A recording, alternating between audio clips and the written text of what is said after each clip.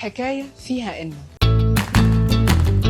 زمان في حلب كان في أمير اسمه علي بن منقذ، وده كان من النوع اللي دايما بيقع في مشاكل مع الحاكم. فالأمير قال لنفسه أنا مش هعرف أعيش كده، وقرر إن هو يهرب على دمشق. الحاكم لما عرف اتجنن وقال مش هسيبه في حاله، وبعت له رسالة عشان يرجعه. وكان فحوى الرسالة تعالى يا ابني مفيش مشاكل ولا حاجة، تعالى انت بس وهنحلها بالحب.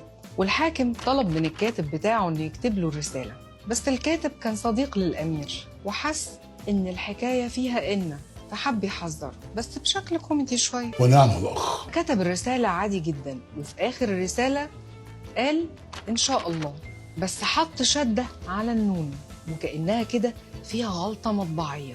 أول ما الأمير قرأ الرسالة وبص عليها قال ده أكيد مش خطأ مطبعي، وفهم إن الكاتب بيحذره، فرد على الحاكم برسالة شكر وحط في الآخر برضو إن شاء الله مع شدة على النون. أعد لغاية 3 نهدي التلميذ. وده عشان يوصل للكاتب إن هو فهم الرسالة. ومن هنا طلعت كلمة الحكاية فيها إن.